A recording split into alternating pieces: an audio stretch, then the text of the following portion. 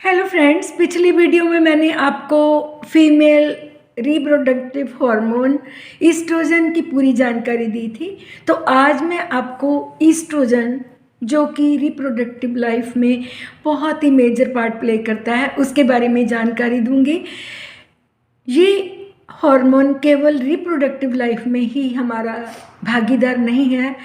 इसकी कमी से हमारे ब्लड वेसल्स पे, हमारे यूरिनरी ट्रैक्ट पे, हमारी स्किन पे, हमारी सेक्सुअल डिज़ायर पे और हमारे कैल्शियम के एब्जॉर्प्शन में बहुत मेजर पार्ट होता है।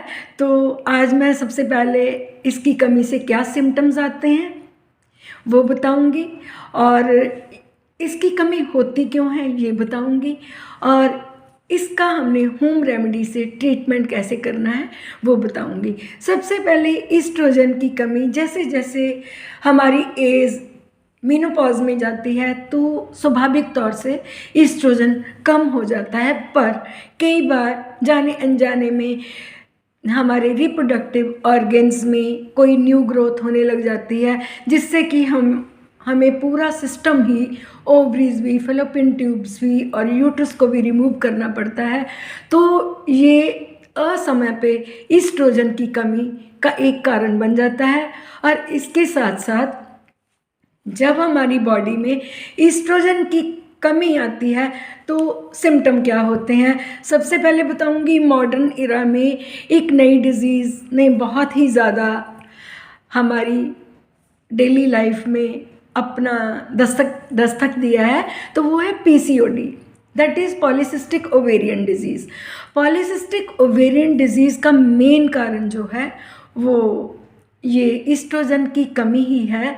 और इसके साथ साथ ईस्ट्रोजन की कमी से लेडीज़ में ऑस्टियोपोरोसिस, हेडेक का होना, कॉन्स्टिपेशन का होना, मूड का स्विंग करना, हॉट फ्लशेस आना, खाने का ना पचना, और इसके साथ साथ हार्ट में प्रॉब्लम्स आना और सेक्सुअल डिज़ायर का बिल्कुल ख़त्म हो जाना, ऐसे सिम्टम आते हैं।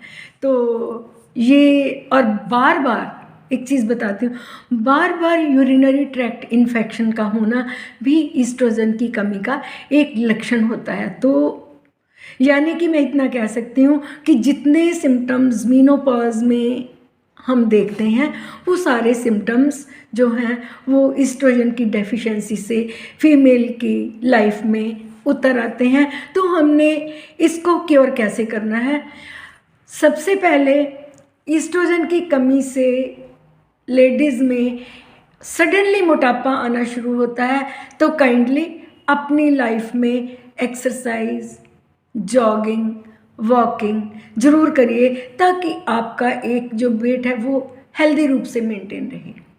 दूसरा, आप अपनी डाइटरी फैक्टर्स को ध्यान दें। डाइट में मैं बताऊंगी एक एक करके क्या खाना है और क्या नहीं खाना है। सबसे पहले हमने ड्राई फ्रूट्स पे जाना है।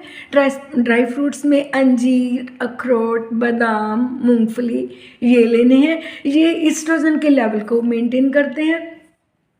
उसके बाद में दालों पे आऊँगी, जो कि रिच प्रोटीन होती हैं। इसमें राजमा, चना, काबुली चना, लोबिया और बीन्स को अधिकतर मात्रा में प्रयोग करें। इसके बाद में हमने क्या करना है, किशमिश का प्रयोग भरपूर मात्रा में करना है। और फलों में हमने मल्टी कलर फ्रूट्स लेने हैं। Multi colour fruits as an antioxidant काम करते हैं, और इससे क्या होता है कि हमारा इम्यून सिस्टम स्ट्रॉन्ग होता है और हम ठीक हो जाते हैं। इसके बाद में हमने अपने जो चिड़चिड़ापन है, जो हमारे मूड स्विंग कर रहे हैं, उसके लिए योग मुद्राएं करें, ध्यान लगाएं और प्राणायाम करें, डीप रेस्पिरेशन करें। डीप रेस्पिरेशन से यहाँ कोई मेडिसिन काम नहीं करेगी, वहाँ पे हमारी श्वास प्रक्रिया एक सर्वोत्तम कार्य करती है। तो अपने लेवल्स को कंट्रोल करने के लिए, मेंटेन करने के लिए ये जो चीज़ें हैं ज़रूर करें। संगीत का आश्रय ज़रूर लें। संगीत सुनना नहीं है, खुद गाएं, ताकि संगीत गाते हुए भी आपका जो कंसंट्रेशन है, आपकी एक तरह की मेडिटेशन होगी। इससे आपके हार्मोन्स यानी कि केमिकल कोऑर्डिनेशन जो होती है वो संतुलित हो जाती है। तो ये तो कुछ चीज़ें रही। आपने एक चीज़ पे विशेष ध्यान देना है, आपने जंक फूड को नो बोलना है। ऐसा फूड बिल्कुल नहीं लेना जिससे कि आपका वेट जो है वो एकदम से बढ़ जाए। आपने वाइट शुगर को मना करना है। अपनी बॉडी का ध्यान रखेंगे तभी आप फर्दर जो भी हमारी रिस्पॉन्सिबिलिटीज़ हैं उनको निभा सकेंगे।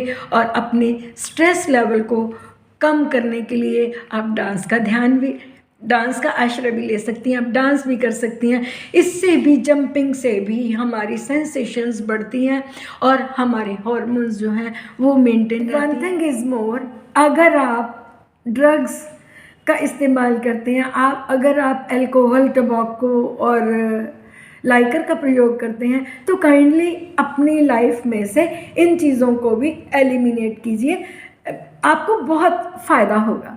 Once again, thank you very much for watching my video.